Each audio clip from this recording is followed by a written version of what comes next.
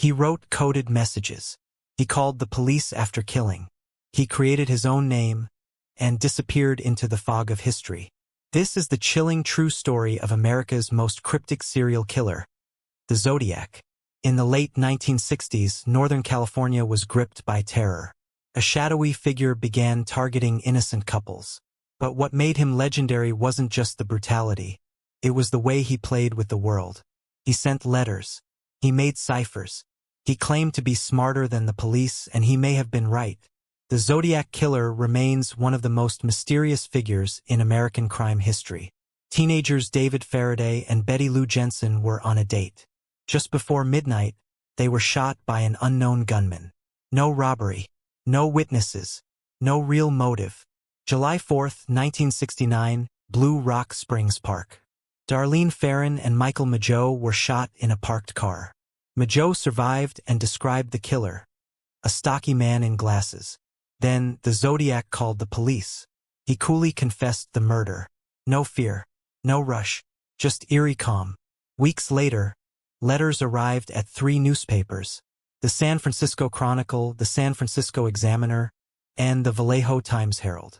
They each included a part of a cipher, a cryptic puzzle the killer demanded be published or he'd strike again.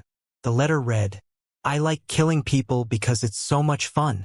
The killer signed it with a strange symbol, a circle with a cross, and he called himself the Zodiac. The first cipher, called the 408 cipher, was cracked by a schoolteacher and his wife. It spoke of hunting humans and collecting slaves for the afterlife. But others, like the infamous 340 cipher, remained unsolved for decades. It was finally decoded in 2020. It said, "I hope you are having lots of fun in trying to catch me." Chillingly, he taunted, "I am not afraid of the gas chamber." September 27, 1969, a couple was picnicking near Lake Berryessa.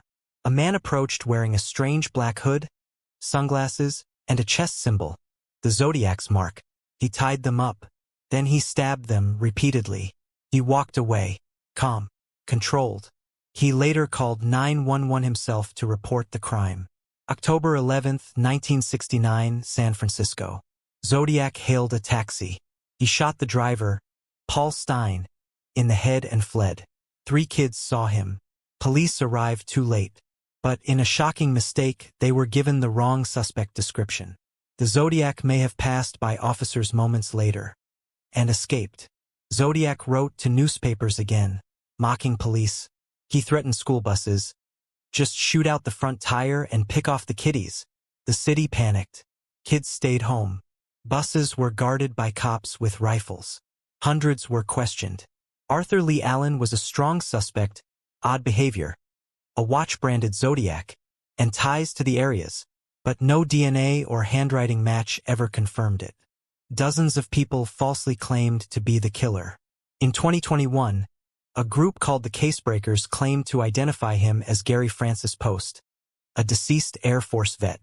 But the FBI still says, the case remains open. He had no clear victim profile. He changed weapons, styles, and locations. He may have stopped, or simply blended into society.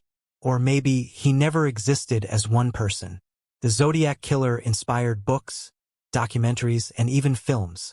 But his greatest power? Fear. He proved that a name, a few symbols, and words could hold a nation hostage. And decades later, he still haunts America. Who was the Zodiac Killer? A lone madman? A group? A ghost? Tell us what you think in the comments.